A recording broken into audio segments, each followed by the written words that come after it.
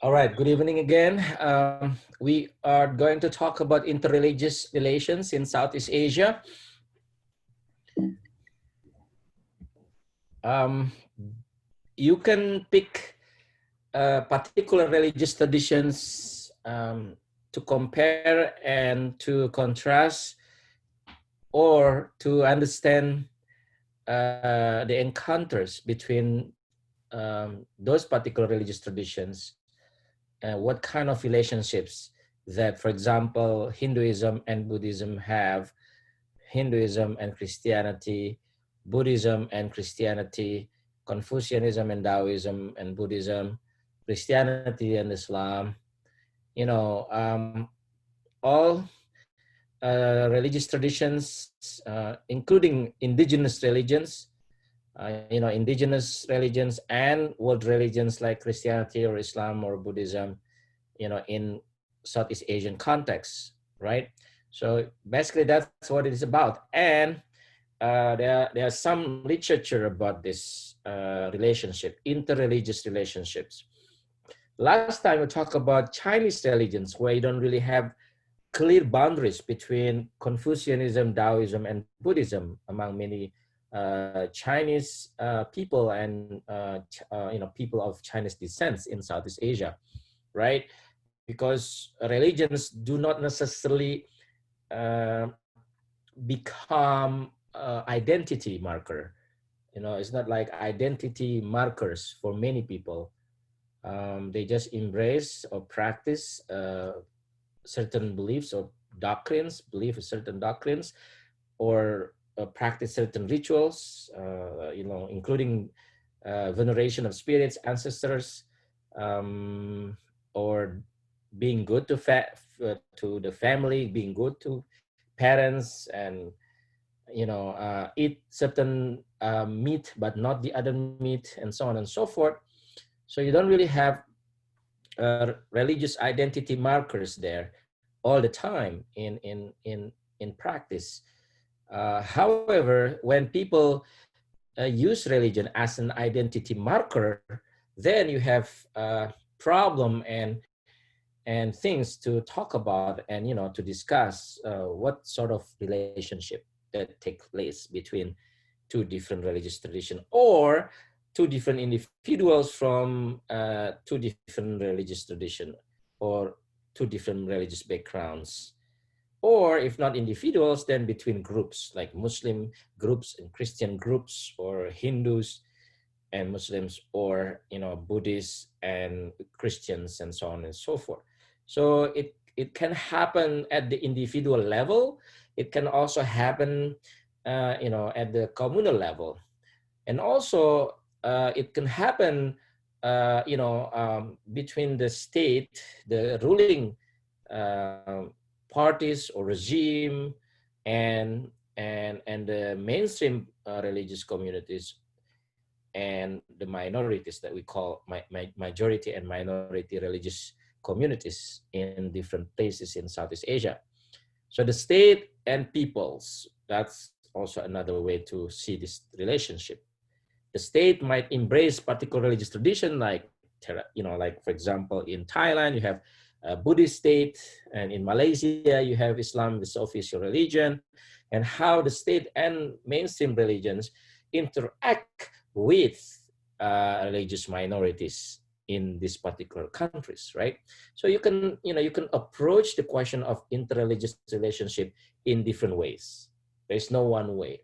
So what I'm going to do today, I'm not really addressing all of this relationship, because it's going to be so much to talk about, and in fact only one particular religion and another religion, it takes maybe one course or even more just to talk about it. So I'll pick some of them to give you some knowledge about relationship, interreligious relationship, especially in Southeast Asia. Let's start with Hinduism and Christianity. So we talk about Hinduism, generally speaking, polytheistic, right? There are different gods and goddesses. Then you have Christians believing in the Trinitarian conception of God, within its diverse understanding and practice associated with Trinity. But how do you, understand each other?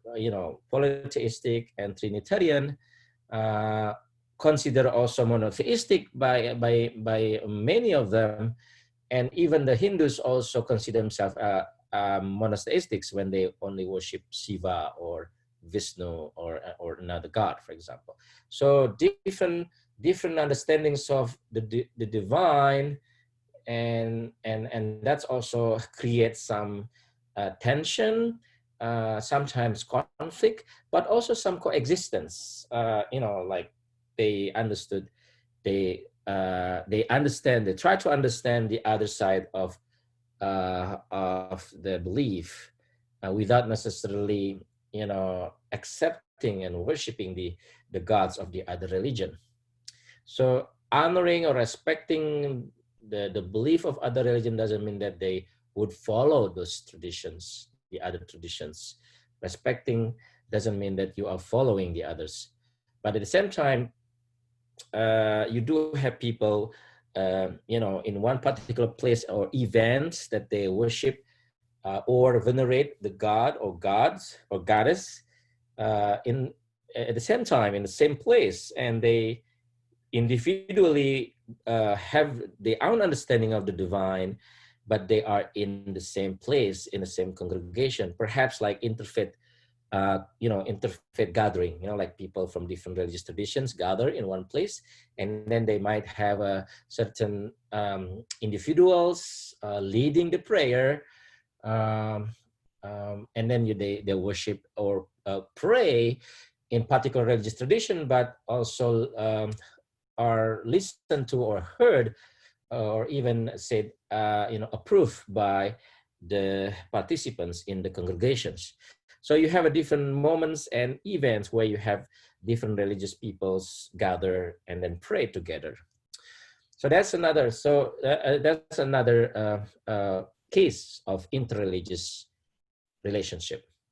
So we talk about, right, karma and moksha, liberation as the goal of the Hindus, and then you have Christians who don't necessarily believe in this reincarnation or liberation from rebirth, but they would worship, or they would believe in God's grace, for example, as the goal of the life in this world, or rewards, and try to avoid the punishment, for example. It happens also among Muslims who believe this, the notion of reward and punishment, or paradise and hell, not necessarily among the Hindus, for example. So how they doctrinally talk about each other and then try to understand each other, that's another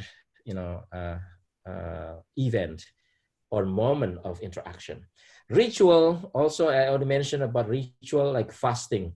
A Hindu would fast also in certain time and for certain purposes, and a Muslim also would conduct, would perform fasting, for example, like in the month of Ramadan, different ways of fasting, different purposes, but they might have some common value in it, like self-control, right?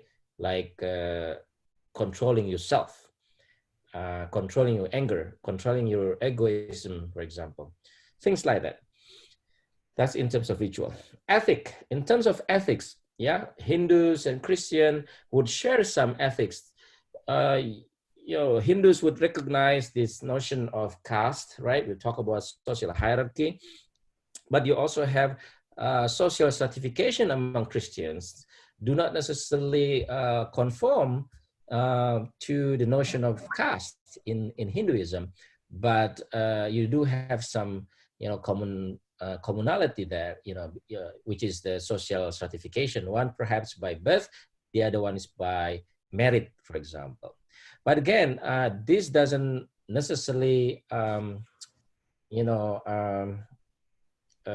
materialize into really radically different notion of stratification, because there are some changes and diversity and so on.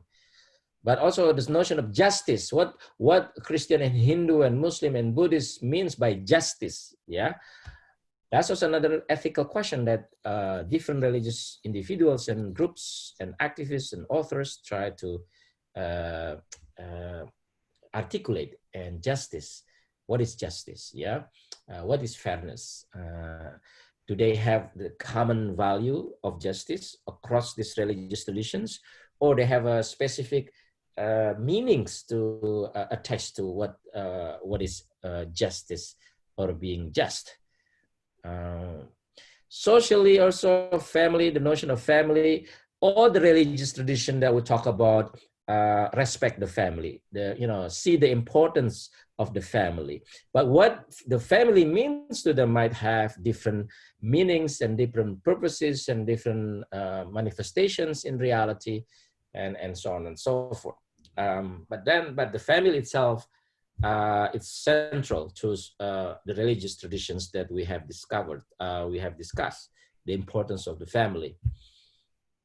Then you talk about the institution, right? Like the church, the temple, the masjid, the mosque, the pura, the chandi, and so on and so forth. How these different houses of worship are organized and institutionalized, and how they are built in different places or side by side, whether or not they have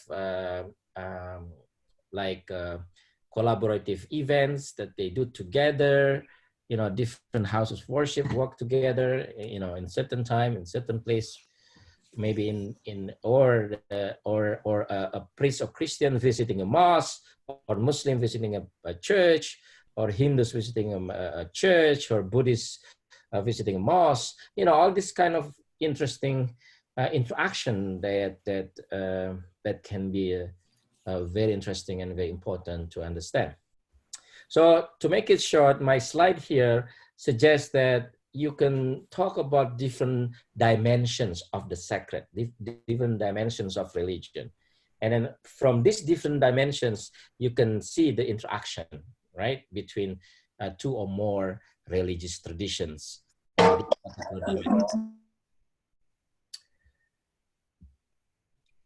Another case is Hinduism, Buddhism, and of course, indigenous religions. We talk about, goddess, fertility, just one example here, fertility goddess in Java, Nyai Lara Kidul or Loro Kidul is one example of the hybrid practice of the Hindu and indigenous and Buddhist, source or influence. So you have Hindus, Buddhists, indigenous notion of goddess, especially fertility goddess in Java. It's just an example of, one particular figure of deity might be a manifestation of two or more religious influences. Yeah, that's just an example. Then Buddhists and Muslims in Thailand or in Burma or in Malaysia, or in Indonesia, well, you can discuss this question, and using certain readings, articles, books that have touched upon these questions of Buddhist-Muslim relations. What are the goals of Buddhists and Muslims? What are some of the key ethical teachings of Buddhists and Muslims who might have different notions of the good, or maybe similar notions of what is good, what is being enlightened. So the notion of enlightenment, for example, nirvana, whether or not Muslims have some parallel notion of enlightenment, for example. Meditation, right? The practice of meditation among Buddhists. Muslims also have a practice of meditation, like prayer, for example. They are doing or performing prayers and meditations differently in terms of the words that they recite or the time that they're doing it. But they might have a common common common value that you can find in both Buddhist meditation and Muslim prayer. Um, it's basically on the idea of focus, right? Concentration, that you concentrate. So Muslim praying concentrate on God, and Buddhists would concentrate on nothingness, for example, or even just being silent, doing nothing and thinking nothing is a meditation. While Muslim would consider themselves as praying when they are facing the God, the Creator God, the compassionate God, and so on. But the practice of focusing on that is the same, right? To focus on, to meditate on, to remember the names, for example. Among the Buddhists, there is a notion of the remembering recitation, the Amitabha Buddha among the Mahayana Buddhists, for example. Amitabha Buddha, for example, that's a recitation of the names, also quite significant among some of the Mahayana Buddhists. And then among Muslims, you have the recitation of the names of God, right? So things like that. So you do have some comparative dimensions of, even though two different religious traditions. And then we talk about Confucianism before, focusing on ethics, on being human, and also good governance, about good governance, right?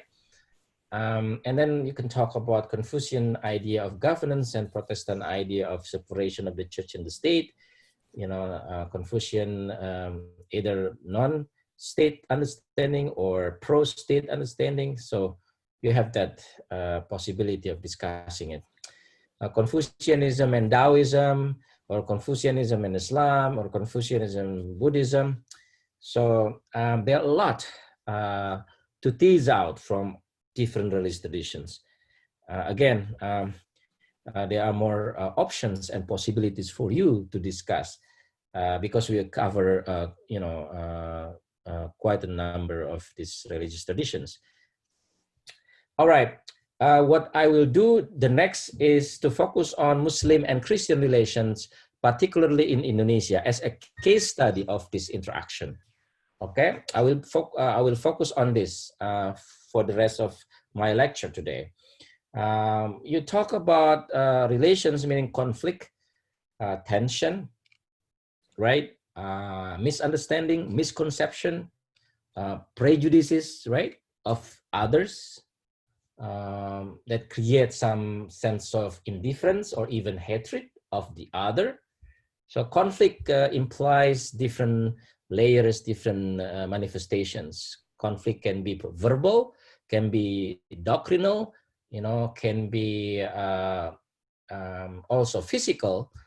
In some cases where there is a violence taking place between, let's say, Muslim and Christian groups in particular time and place, in eastern part of Indonesia, for example, or in the case of the Philippines, you do have this different groups which happen to be from different religious traditions, and they are engaged in physical conflict, right? They also kill each other, or they intimidate against each other, and so on and so forth. That's conflict. So it has many manifestations of what we call conflict.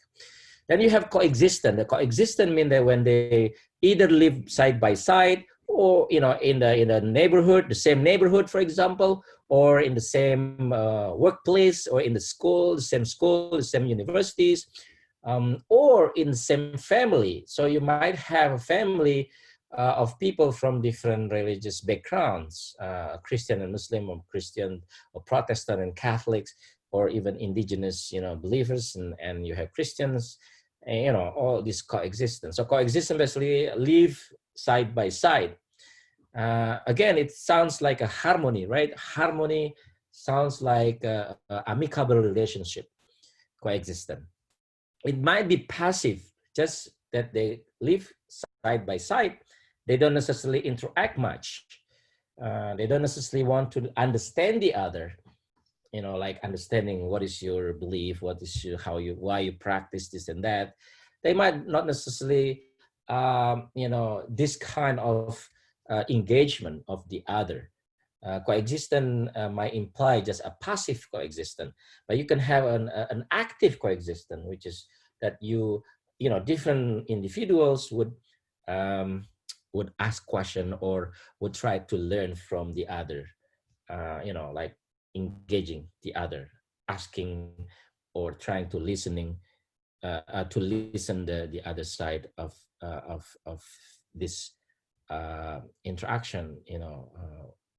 Just an example, coexistence could take place in that way. But dialogue is one way, right? Dialogue, having dialogue, like communication. And then more than just dialogue, you have cooperation. So you cooperate, you collaborate with other peoples from different religious traditions in Southeast Asia, either in terms of addressing common problems, like disease, like illiteracy, like pandemic this time. Religious communities would collaborate to address the common disease that they are facing, regardless of their religions. But they cooperate to try to address this, help those in need, and so on and so forth. Cooperation can take place in social life, but also can take place in houses of worship, that they cooperate to conduct like interfaith prayer, for example, interreligious prayer, where you have different peoples from different religious traditions pray together in the same place. That's also a form of cooperation, religious cooperation. It has taken place in different times and places in Southeast Asia. So conflict, coexistence, and dialogue and cooperation, right? So let's talk more about this. So generally speaking, I would use the practice feeling threatened and being friends. Muslim-Christian relations in Indonesia, in contemporary Indonesia.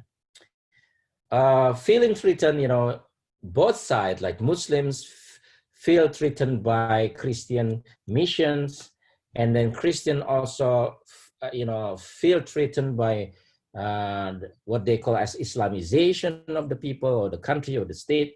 So both sides feel that they are threatened by the other side, right?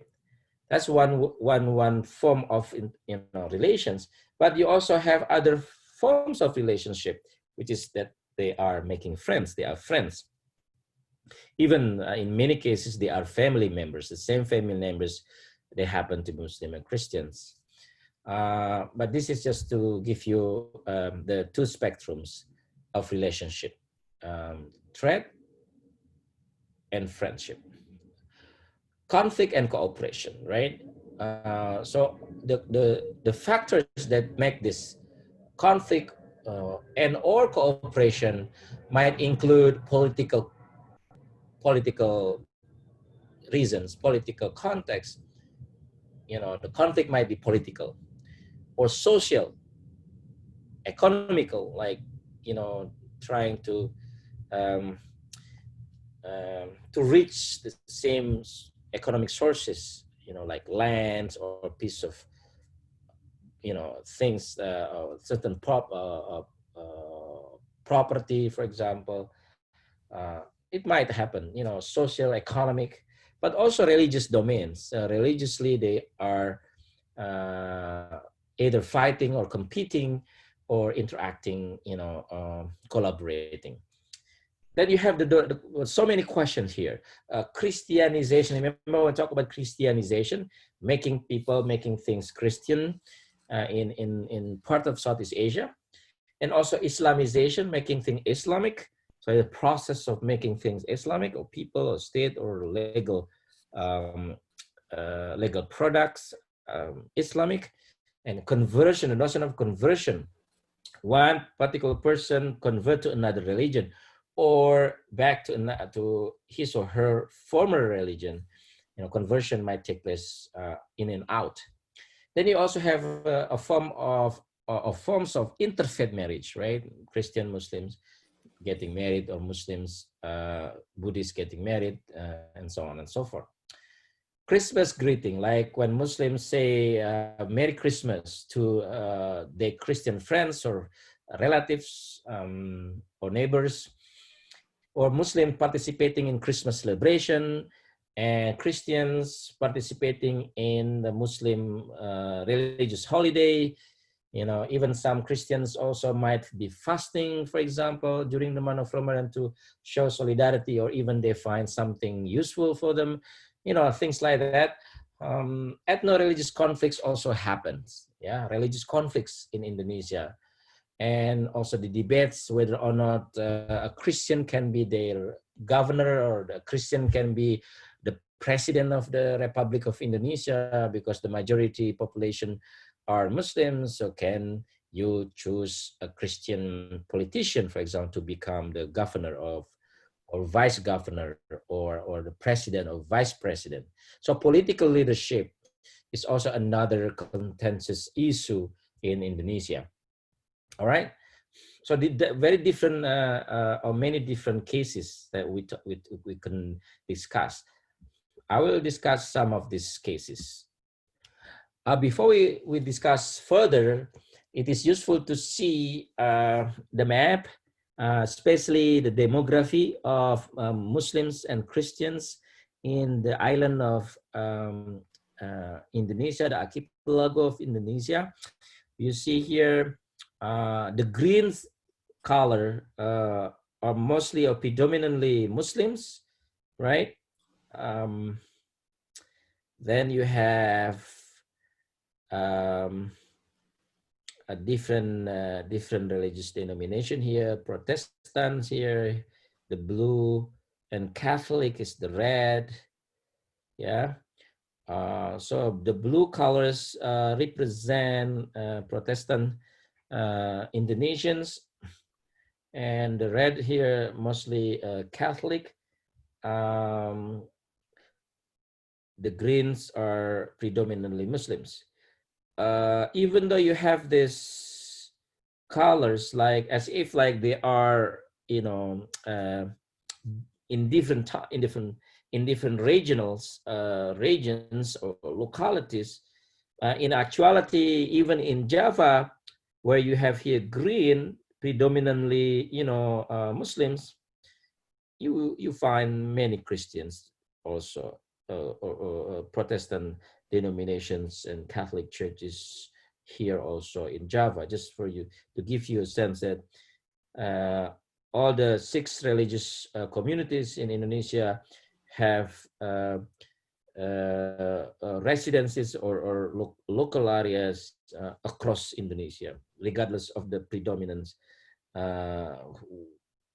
Even here in the Batak people, the Protestant majority, you would have also Muslims minorities in this area. Also in Poso and Toraja, the Toraja people are predominantly Protestant, and this is in the island of Sulawesi. Okay, to give you a sense of the spread and the composition, the demography of Muslim and Christians in Indonesia particularly. So we already mentioned earlier about the percentage share. Muslims about 87% of the population of Indonesia, Protestants about 7%, Catholic about 3%, Hindus about 1.7%, and Buddhists 0.7%, and then Confucian and less than 0.1%. So this is according to 2010 population census.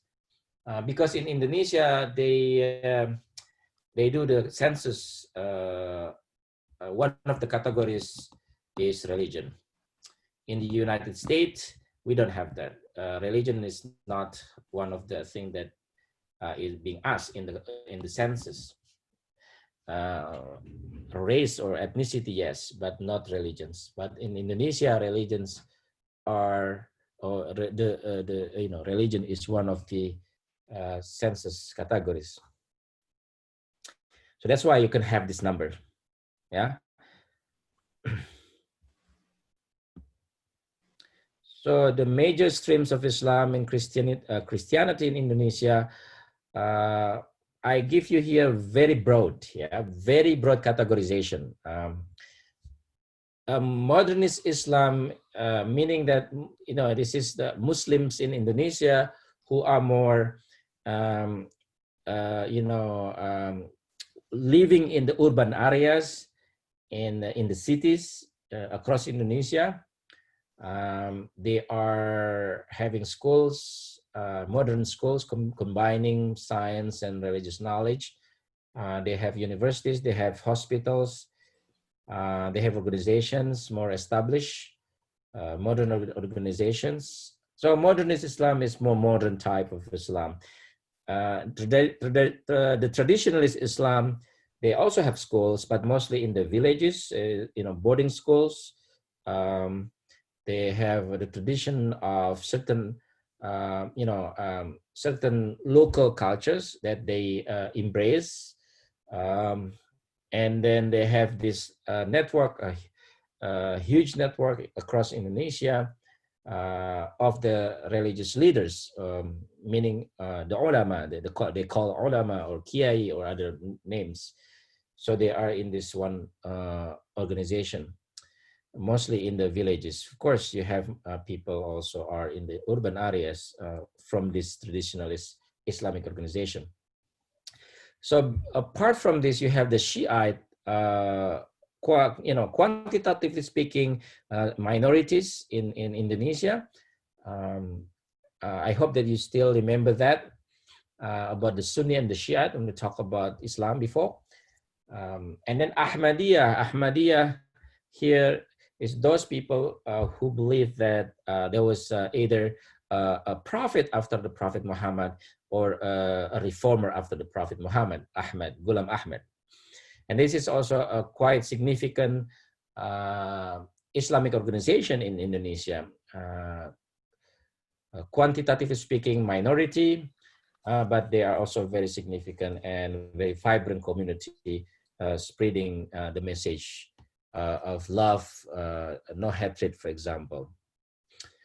That's just two or more other Islamic organization, of course, but to give you the diverse groups of Islam in Southeast Asia, especially in Indonesia. Then you have the Christians, you have the Reform and Lutheran traditions, Evangelical and Pentecostal churches, Catholic churches, and you have the non-mainstream churches like Jehovah's Witnesses, who also are quite active in the spread of the understanding of Christianity. All right, so you have a different, even among Christian and Muslims, different groups. That's the point.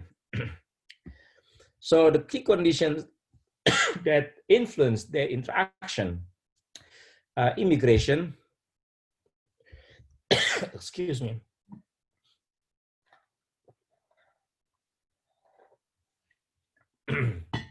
So immigration, meaning you have people, Christians, migrate from one place to another place, one island to another island, or Muslim migrate from one island to another island. So it's immigration within Indonesia. Conversion, of course, conversion out of Islam to Christianity, or or from Christianity to Islam, or and so on and so forth. Localization, again, we talk about localization a lot in our course. They localize world religions into their cultures. Islam and Christianity both are missionary religions, right? They try to missionize other peoples and also their own communities.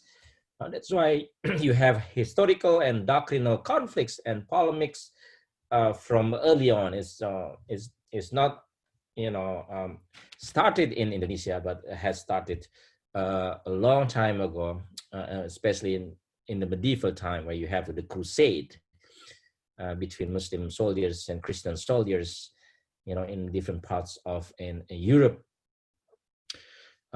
medieval time. So that historical, memories also sometimes have been brought into the contemporary conflict of Islam and Muslims and Christians in Indonesia. Another element of this is the state. What is the role of the state in in this whole interaction. Sometimes the state is very strict, sometimes very lenient, but the state has become always majoritarian. Majoritarian meaning that they try to embrace the idea of democracy, in the sense that the majority would usually you know um, the get the vote, or more influential in terms of making certain policies. So majority versus minority, which is quite problematic in many cases. If you are Buddhist in Buddhist majority country, then if you're Muslim, then you become more or less second-class citizen. Or if you are Muslims in Muslim majority country, and then you are let's say Buddhist or Christian, then you become less in the sense of um,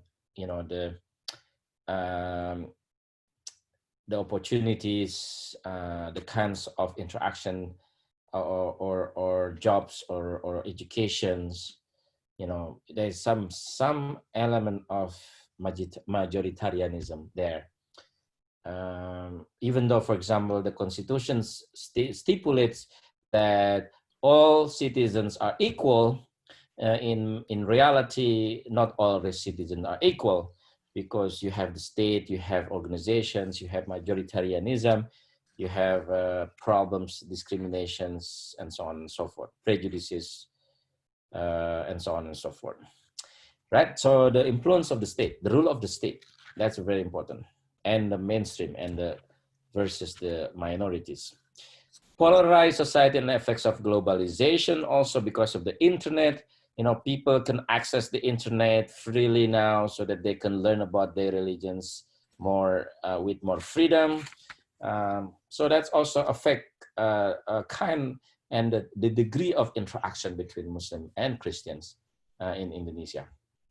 So there are different conditions that affect this interaction. Some scholars talk about race theory, which suggests that Christianization versus Islamization have been taking place since early times, since the colonial time. Muslim Christian encounters as conflict encounters.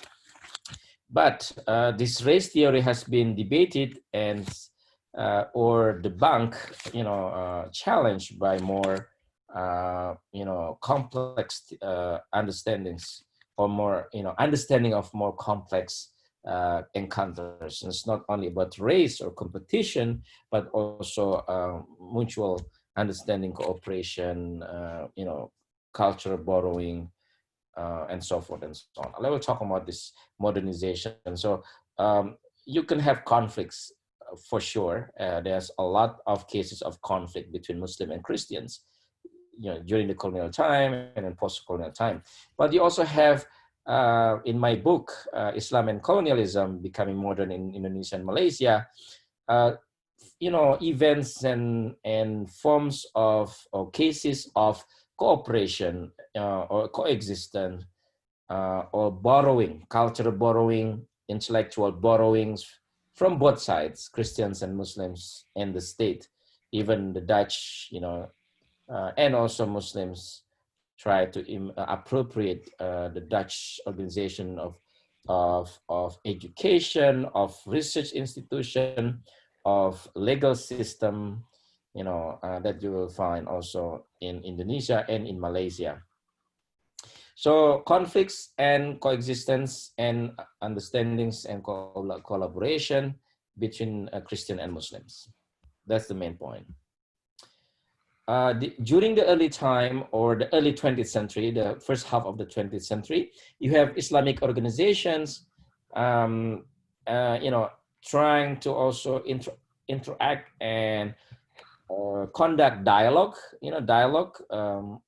between the Ahmadi, the one that I already mentioned before, and Muhammadiyah, for example.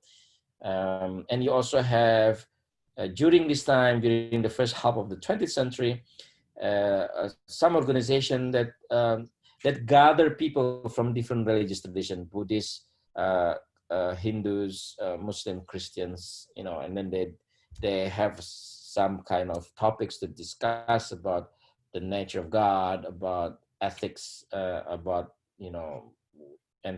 about it's a theosophy, basically. Theosophy is the reasoning God, so how to reason God.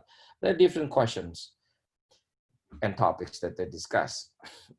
Then you have a dialogue between Muslim preachers and Protestant and Catholic preachers, missionaries in the colonial time.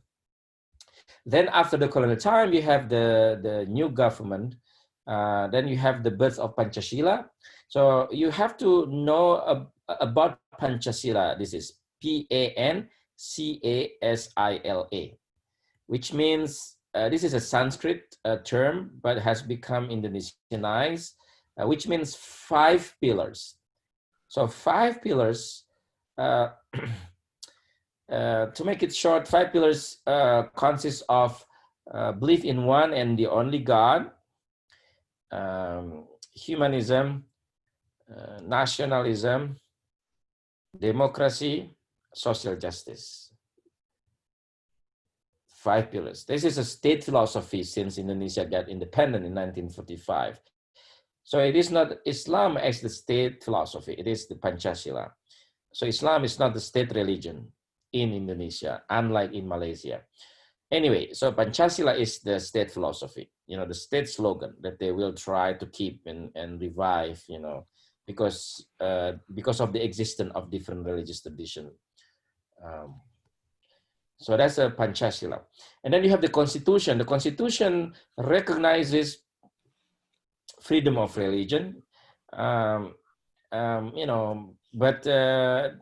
you have different practices, different implementations across the modern history of Indonesia. But the Constitution stipulates that the state shall guarantee the freedom of different religious believers and traditions to observe their religions and beliefs. That's stipulated in the Constitution. But then you have this notion of agama, the religion, right? Remember, we talk about agama, and then those people who are considered to have not had religion, because of this Christianity and Islam mainstream majoritarianism, when they define what religion is, what not non-religion is. So the notion of religion is influenced by the state and the Constitution and the understanding of the mainstream peoples. Then you have the creation of the Ministry of Religious Affairs, 1946. These departments, like, in the United States, we have, cabinets, right? The departments of education, department of communication, and so on. In Indonesia, you have the departments of religious affairs. In the United States, we don't have it, right? We don't have like a governmental body in charge of religions, right? Because religion is the matter of the people, not the government. It's a secular state. But Indonesia is not a secular state as the United States, so that they actually create this Ministry of Religious Affairs to be in charge of religious affairs, mostly in Islamic affairs, but also other 6 religious recognized religions. Then, apart from this governmental body, you also have the councils of religious leaders, representing different religious communities. The Christians, the Roman Catholics, Muslims, Buddhists, Confucians, Hindus. So each of these religious traditions have their own, council of religious leaders or religious authorities, which become the intermediary between their communities and the government, right? And among the Christians, you have also the Association of Indonesian Churches, because Christians also have different churches and different denominations, so they also need to have an umbrella organization in Indonesia. This is among the Catholic. You also have the Bishops' Conference of Indonesia. Among themselves, they talk about, different things, about doctrines, about Jesus, about Mary, about, all other things, about dialogues, what are the dialogues, what, all things like that. So I talk about this already, Christianization, Islamization, but certain... Okay, let me check that.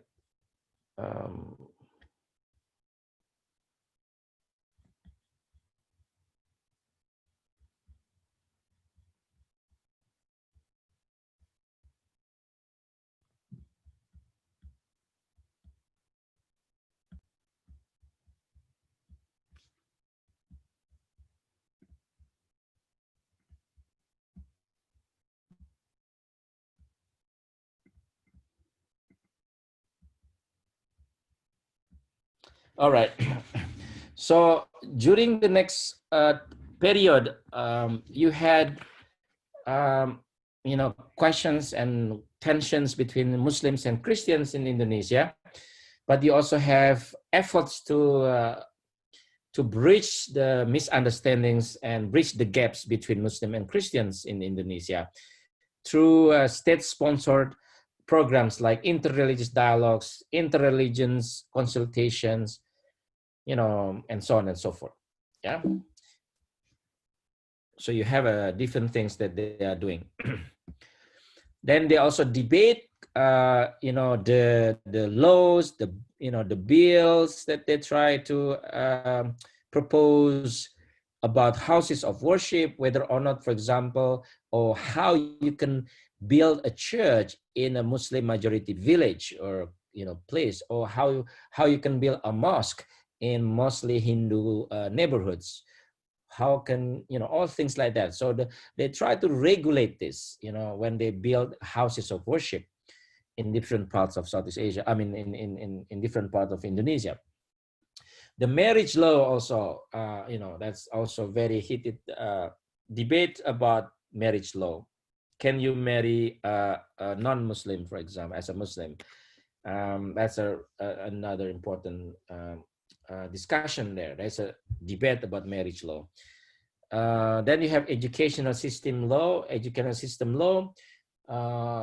whether or not you can teach Christianity among Muslims or teaching Islam to Christians in the public school.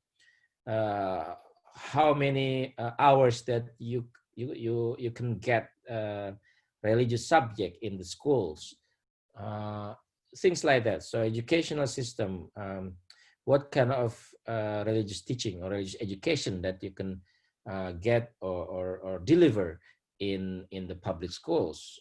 So you talk about marriage, education, legal, court, legal, legal products, and also houses of worship, right? So there's some discussion about this throughout the modern time.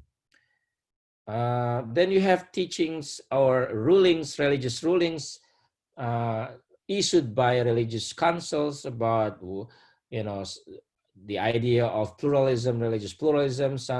Many don't like this idea of religious pluralism. They believe that this concept of religious pluralism teaches Muslims that all religions are the same, and therefore the truth of each religion becomes relative.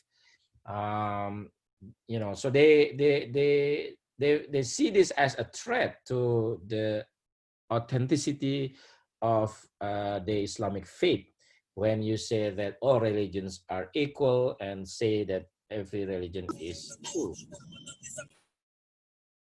So they are against this religious pluralism as they understand it.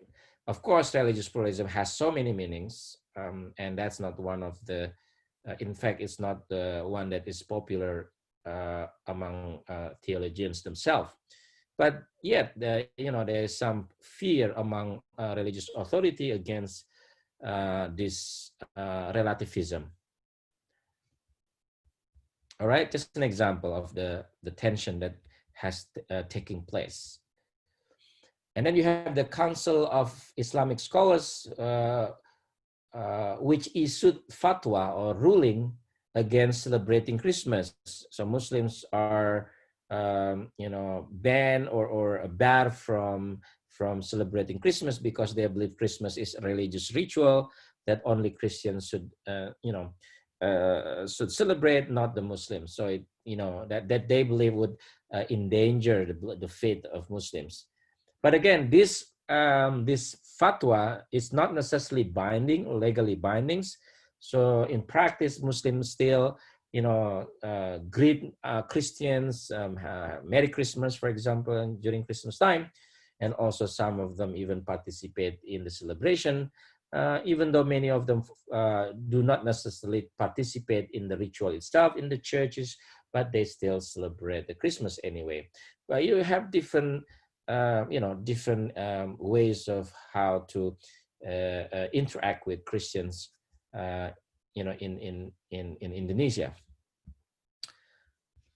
This is just two different opinions about this, about Merry Christmas. Some even promote these greetings, Merry Christmas for Christians. So this is the chairman of the Islamic organization, one of the Islamic organization in Indonesia, the traditionalist one that I mentioned earlier. You also have the modernist Muslims also celebrating or greeting, Christmas to Christians during the Christmas time. But you do also have some, Islamic scholars or clerics or preachers who say that you cannot say Merry Christmas to Christians because that's against your belief as a Muslim. So you do have these differences and tension and debate in the public sphere about whether or not Muslims can greet Christians Merry Christmas. There's a more detail on that, but I just want to give you that as one of the case studies. So you have this, right? This is an Indonesian banner which suggests it is not appropriate for a Muslim to say Merry Christmas, let alone celebrate the Christmas, because Christians worship Jesus and Muslim worship God or Muhammad. I'm sorry, God Allah, not Muhammad, and so on and so forth. So that's kind of theological debate there about what worship, who they worship, and then why it is forbidden for Muslim to say Merry Christmas to Christian. But then you have Muslims who are greeting Christmas, Merry Christmas anyway, and they have their own interpretations of the Quran, because Jesus is also venerated, highly respected, highly honored in the Quran. And then the birth of Jesus is also mentioned in the Quran. So why don't you celebrate the birthday of Jesus, for example? The Quran already says that. Then you have the debate about what they mean by Jesus and so on and so forth. How you understand Jesus in different ways. Anyway, that's just to give you again another case of the tension and coexistence and harmony in other cases, like in Indonesia. All right, this is more just about that. Then you have conflicts. They happen to be from different religious organizations or groups or ethnic groups. There's some people who are from certain ethnic groups who happen to be Christian, and then other ethnic groups who happen to be Muslims. Then because of this, we call ethno-religious conflicts, because ethnicity and religions are intertwined in these cases. From 1999 to 2001, about 3,000 Christian and Muslim were killed because of this. The problem is politics, the economy, the immigrants and the local peoples. This is about competitions, but religions have become the exacerbating factor there, the factor that makes it worse of this economic, political, ethnic conflicts. So religion is one of the factors, not the only factors, but it has become a very important factor in this violence, as well as in the efforts to minimize the violence, to resolve the conflict. So religions also had been brought into the factor of how they can, reconcile. Conflict resolution also uses religion as a factor. So religion as one of the factors. So religion also can be a source for reconciliation and peace in this case. How about interreligious marriage? Yeah, in the law, in the Indonesian marriage law, 1974, it says the Indonesian marriage law. The marriage or a marriage is prohibited between two people if they have a relationship that, according to their religion, is not permitted. So this is very interesting and important article that has been used by people to avoid, or even to ban Muslim Christian marriage or Christian Buddhist marriage or things like that. So in other words, one individual has to, a bride or the groom should convert to the religion of the other, so it becomes the same religion in order to be officially sanctioned according to this marriage law. The second one, the civil registry office register interreligious marriage, but this was made harder. Religious court do not register interreligious marriages. So you have religious court and civil courts, yeah, and then civil registry office might register interreligious marriage, although now it's becoming harder. That's why many of interfaith marriages have been registered abroad, like in Singapore, where you can do that. Then they, that's just some of the leeway that they try to do in order to be able to get married interreligiously. Civil court allow interfaith marriages, but if they go to the religious court, then the religious court would not allow interfaith marriage. And then you have the fatwa, the religious rulings that prohibit interfaith religious marriage in Indonesia. I have here, pictures of interfaith marriages in Indonesia. Mostly celebrities, some famous peoples, and they keep their marriages that way, and people know that, and that's what happens. So even though the laws suggest something, but the practice, shows different things. And there is some research about this, which is very interesting, about interfaith marriage in Indonesia. All right, we have about 15 minutes left. There are more to say about this, especially the contemporary time, yeah, about religious pluralism.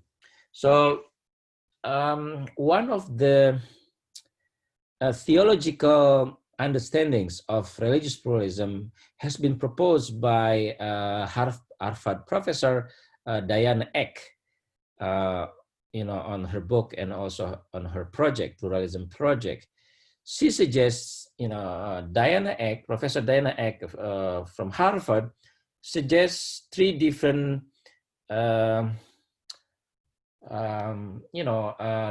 theological positions regarding pluralism. One is you don't have it in the slide. One is exclusivism. The second one is inclusivism. The third one is pluralism. What she means by exclusivism is when someone believes that, his or her religion, their religion is the only true one, the only true religion, the exclusivism. Other religions are false. That's exclusivism. That's number one. Number two, the inclusivism. If inclusivism suggests that someone believes that their religion is true, but other religions might also be true or contain some truth, but still um, in the framework of their own religions. So inclusivism means you include other religious truths, but still from the perspective your own religious truth. Yeah. So you simply include them, but it's not exactly equal. That's the second way, or the second theological position, according to Diana Eck. The third position is religious pluralism. Religious pluralism, in her understanding, that some also suggests that when you believe that there are different ways to the truth, different religions are true according to their religious communities and believers.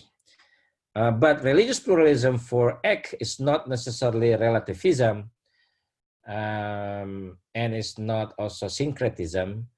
It simply to suggest that religious pluralism means that you engage the other, the truths of the others, and you learn from the other, and you might share the truths with the other.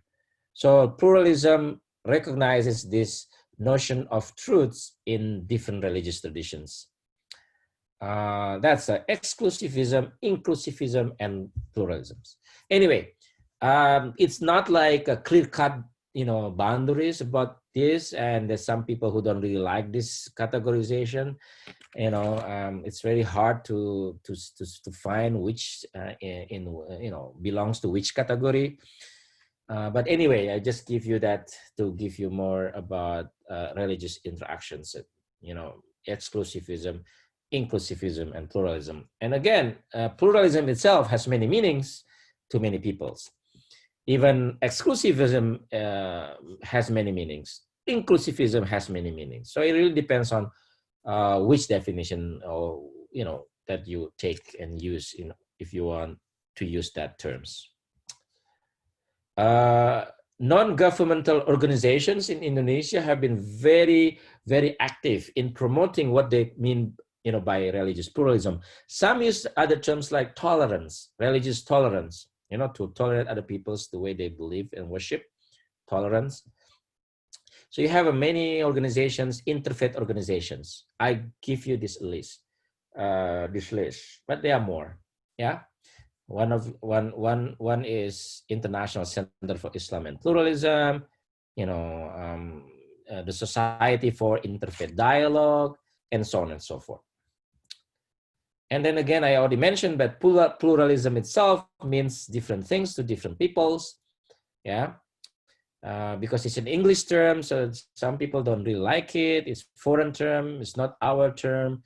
That's why they try to dig from their own religious texts about pluralism, using different terms, then try to interpret them. And one of these interfaith organizations is in Salatiga in Java. They call pluralism from below. What they mean by that is that you need to have a live dialogue with other peoples, like living with them from different religious traditions and orientations, without necessarily talking about doctrines, about belief. You simply live with them, stay together and interact, make friendship. Sometimes you might ask some theological questions, but it's not necessary. So and they support interfaith marriage. The most important thing is love, not religion. So religion can be different, but love can, is more universal. So they support interfaith marriage, even though they don't necessarily officiate marriage, interfaith marriage, but they support that. They are very critical of the state understanding, or of official religions.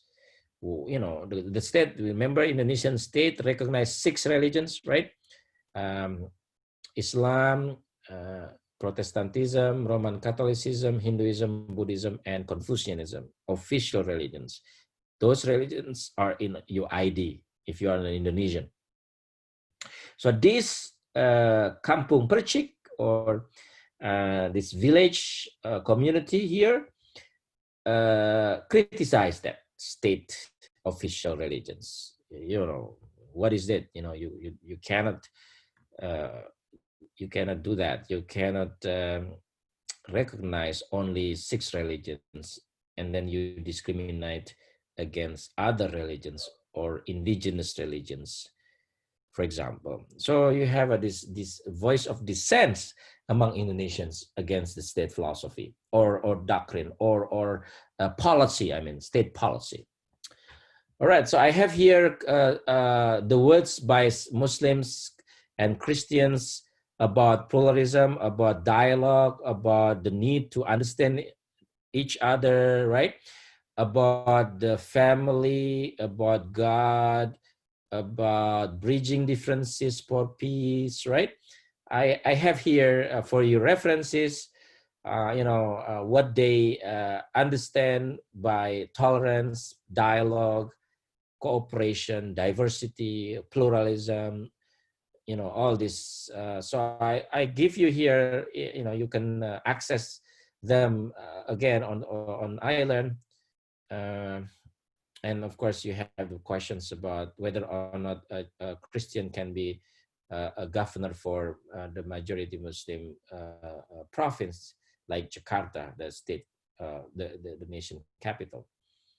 This is the modernist Islamic organization that I'll talk about, Muhammadiyah.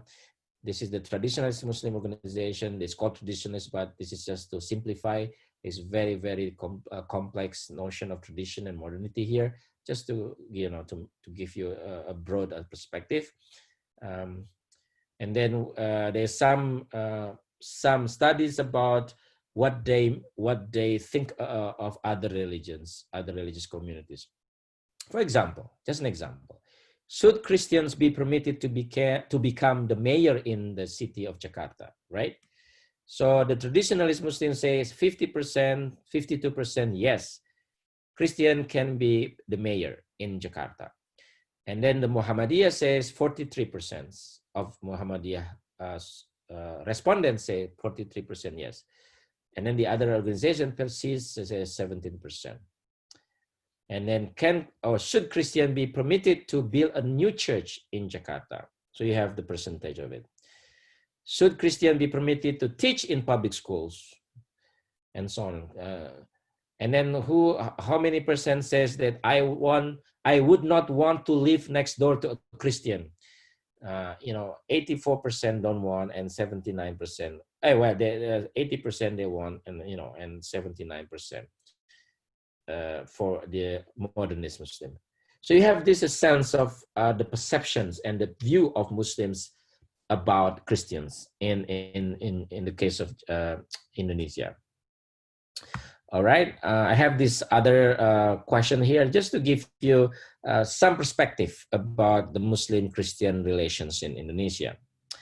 All right, to conclude on Muslim-Christian relations in Indonesia, especially in contemporary Indonesia, so the state regulation, the state, law and the constitution and non-governmental organizations are crucial. Crucial in the shaping of the relationship between Muslim and Christians in Indonesia.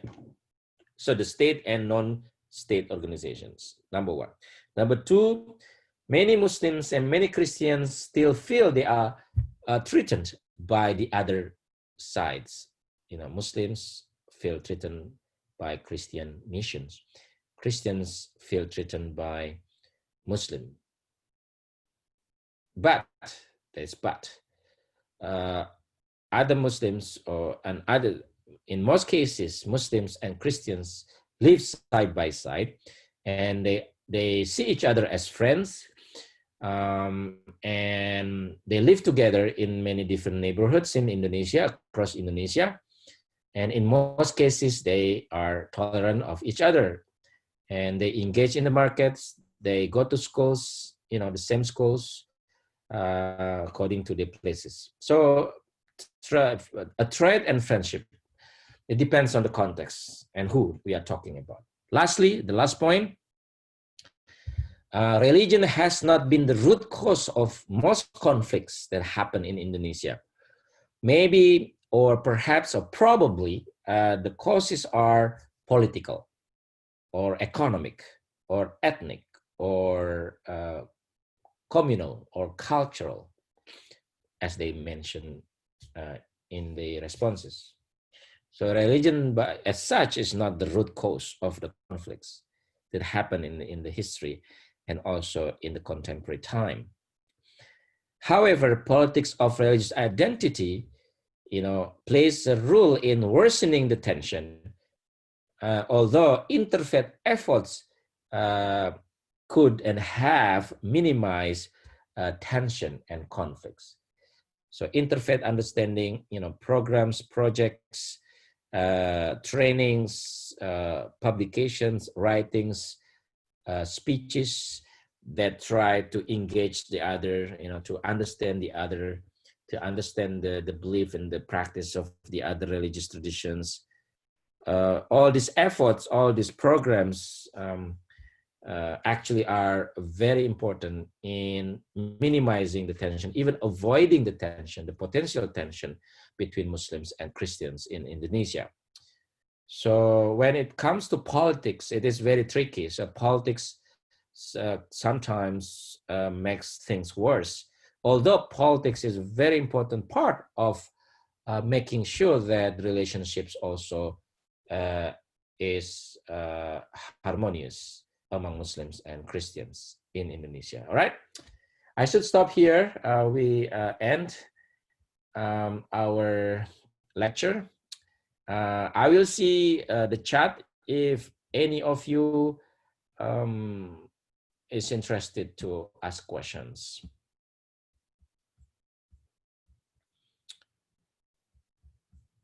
All right.